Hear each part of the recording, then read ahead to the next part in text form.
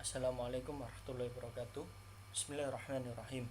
Alhamdulillahirabbil alamin wassalatu wassalamu ala asrofil anbiya wal mursalin wa ala ali sayyidina Muhammadin amma ba'd.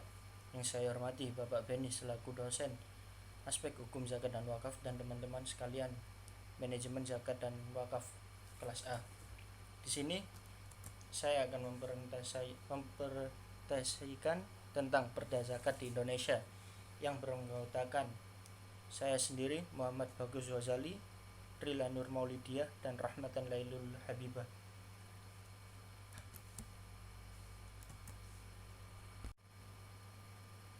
Perda zakat di Indonesia. Zakat merupakan salah satu rukun Islam bagi umat Islam yang hartanya mencapai nisab.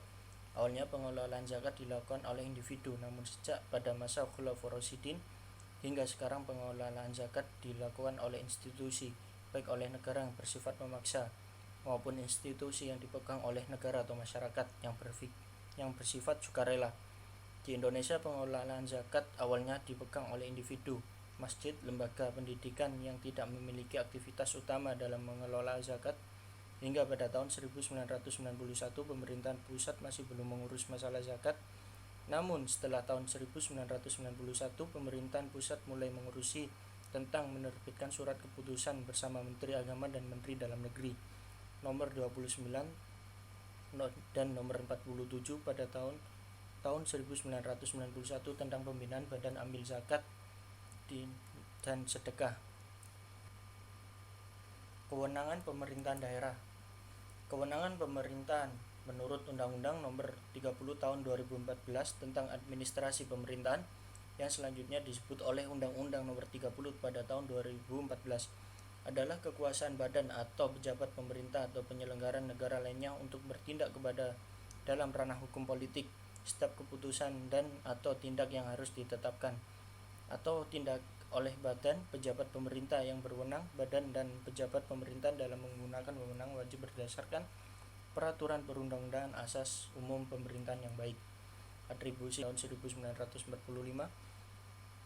yang telah diatur dalam Undang-Undang tentang Pemerintahan Daerah dan diatur oleh Undang-Undang Nomor 22 tahun 1999 yang kemudian dicabut dengan Undang-Undang Nomor 32 tahun 2004 tentang Pemerintahan Daerah sebagaimana telah diubah beberapa kali terakhir dengan Undang-Undang Nomor 12 tahun 2008 tentang perubahan kedua atas Undang-Undang Nomor 32 tahun 2004 tentang Pemerintahan Daerah yang kemudian juga dicabut dengan Undang-Undang Nomor 23 tahun 2014 tentang Pemerintahan Daerah sebagaimana telah diubah beberapa kali terakhir dengan Undang-Undang Nomor 23 tahun 2014 tentang Pemerintahan Daerah yang disebutkan pada Undang-Undang 23 pada tahun 2014. Ketiga rezim undang-undang tentang pemerintahan daerah tersebut menetap agama sebagai salah satu kewajiban pemerintah pusat selain politik luar negeri, pertahanan, keamanan, justisi, serta moneter dan fiskal nasional.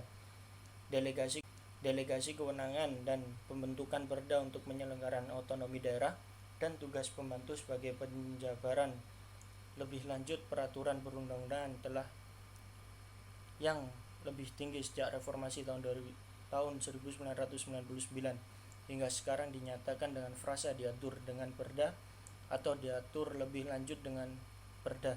Sebagai contoh, ketentuan pasal 50 ayat 2 Undang-Undang Nomor 6 tahun 2014 tentang desa yang menyebutkan ketentuan lebih lanjut mengenai perangkat desa diatur dalam peraturan daerah, kabupaten atau kota berdasarkan peraturan pemerintah. Ketentuan pasal 25 Undang-Undang 2004 Undang-Undang Nomor 24 tahun 2017 tentang penanggulangan bencana menyebutkan ketentuan lebih lanjut mengenai pembentukan fungsi tugas struktural organisasi dan tata kerja Badan Penanggulangan Bencana Daerah diatur dengan perda. Ketentuan pasal 69 ayat 5 Undang-Undang Nomor 33 tahun 2004 tentang pertimbangan keuangan antara pemerintah pusat dan pemerintahan daerah yang menyebutkan ketentuan lebih lanjut mengenai penyusunan RKA SKBD diatur dengan perda. Pengaturan zakat dalam peraturan undang-undang. Pada masa Presiden B.J. Habibie, pemerintah pusat telah menerbitkan Undang-Undang Nomor 38 Tahun 1999 yang terdiri dari 10 bab dan 25 pasal yang berasaskan iman dan takwa, keterbukaan dan kepastian hukum sesuai dengan Pancasila dan Undang-Undang Dasar 1945 dengan tujuan untuk meningkatkan kesadaran masyarakat dalam penunaian dan dalam pelayanan ibadah zakat, meningkatkan fungsi dan peranan peranata keagamaan dalam upaya mewujudkan kesejahteraan masyarakat dan keadilan sosial, serta meningkatkan hasil guna dan daya guna zakat. Undang-Undang Nomor 38 Tahun 1999 mencangkup pengelolaan infak, sedekah, hibah, wasiat, warisan, dan kafaroh dengan perencanaan, pengelolaan organisasi, pelaksanaan, dan pengawasan agar menjadi pedoman bagi muzaki dan mustahik, baik perseorangan maupun badan hukum ataupun badan usaha. Pada Undang-Undang 38 tahun 1999 diganti dengan Undang-Undang 23 tahun 2011 pada masa Presiden Susilo Bambang Yudhoyono yang terdiri dari 11 bab dan 47 pasal yang berasaskan syariat Islam, amanah, kemanfaatan, keadilan, kepastian hukum, terintegrasi dan akuntabilitas dengan tujuan untuk meningkatkan efektivitas dan efisiensi pelayanan dan dalam pengelolaan zakat, dalam meningkatkan manfaat zakat untuk mewujudkan kesejahteraan masyarakat dan penanggulangan kemiskinan. Undang-Undang Nomor 23 Tahun 2011 mengatur kegiatan perencanaan, pengumpulan, pendistribusian, dan pendayagunaan. Maka untuk itu dibentuk Badan Amil Zakat Nasional atau Basnas yang berkedudukan di ibu kota negara. Basnas Provinsi dan Basnas Kabupaten atau Kota. Badan Amil Zakat Nasional merupakan lembaga pemerintahan non-struktural yang bersifat mandiri dan bertanggung jawab kepada Presiden melalui Menteri Agama dan pendistribusian.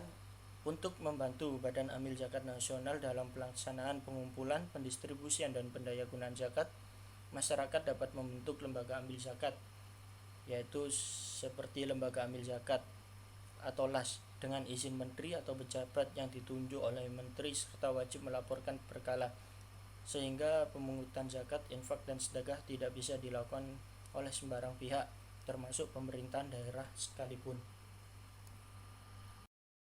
Selanjutnya yakni hubungan Perda dengan undang-undang. Dan adapun kedudukan Perda zakat dalam peraturan undang-undang yakni sebagaimana telah diuraikan sebelumnya, Perda zakat bukanlah dalam rangka penyelenggaraan otonomi daerah dan tugas pembantuan, juga bukanlah dalam kategori menampung kondisi khusus daerah apalagi materi muatan lokal.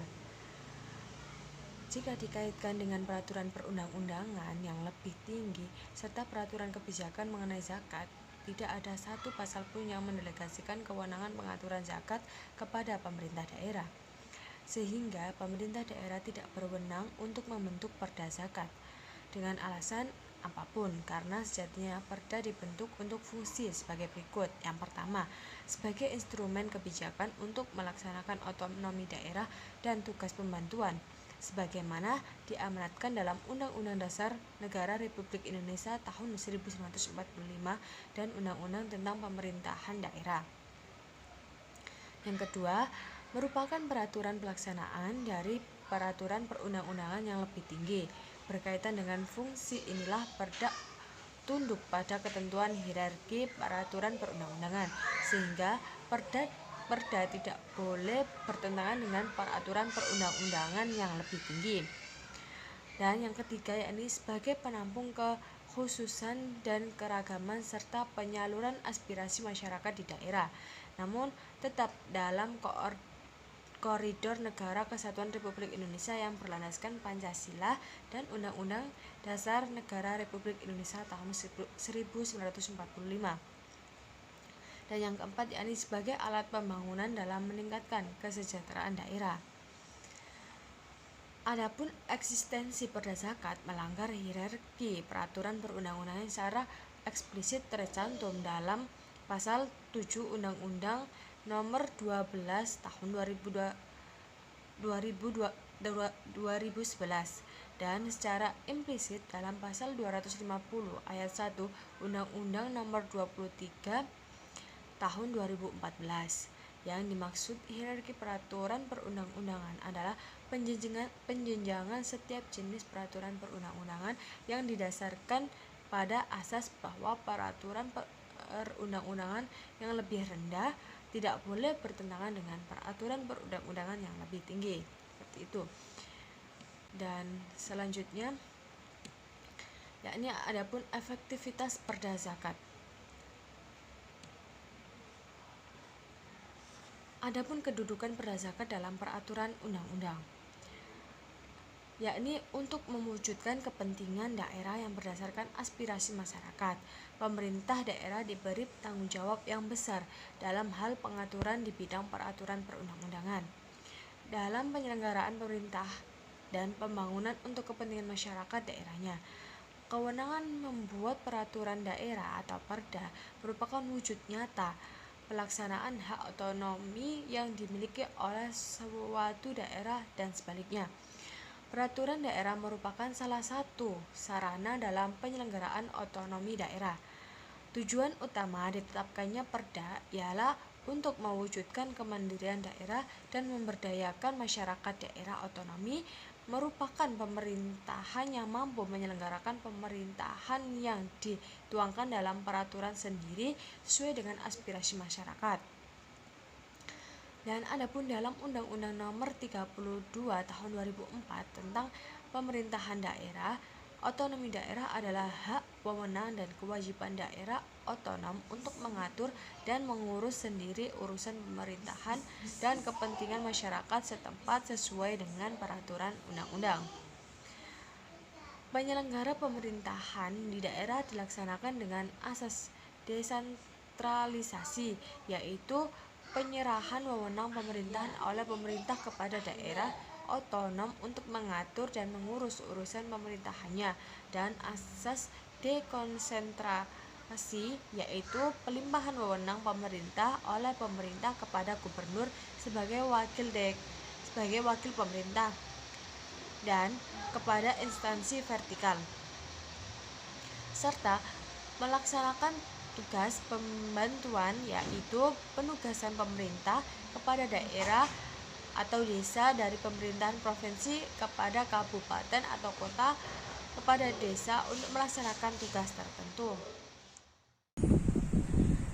Untuk melaksanakan Perda Kota Serang, dalam isi materi Perda Kota Serang secara umum mengatur pembentukan suatu lembaga, yaitu Basnas Kota Serang sebagai pelaksana daripada tersebut, yaitu untuk mengurus pengelolaan zakat di tingkat daerah sebagaimana dalam Undang-Undang tentang Pengelolaan Zakat, dan Basnas sebagai pelaksana Perda Kota Serang melaksanakan tugas-tugas yang dibebankan di Basnas sesuai dengan pengaturan tentang pengelolaan zakat berdasarkan fokus penelitian dalam efektivitas pelaksanaan Peraturan Daerah Nomor 6 Tahun 2014 tentang pengelolaan zakat dalam konteks otonomi daerah, dan Basnas sebagai lembaga yang melaksanakan peraturan daerah tersebut. Ukuran keberhasilan dari pelaksanaan peraturan daerah adalah Basnas melaksanakan apa yang menjadi kebijakannya sesuai dengan apa yang diamanatkan kebijakan peraturan daerah. Faktor-faktor yang mempengaruhi dalam pelaksanaan Peraturan Daerah Nomor 6 Tahun 2014 tentang pengelolaan zakat pada Basnas Kota Serang terdiri dari: pertama, kejelasan isi kebijakan; kedua, kelompok sasaran dan pelaksana program; ketiga, sumber daya manusia; dan yang terakhir yaitu karakteristik lembaga pelaksana.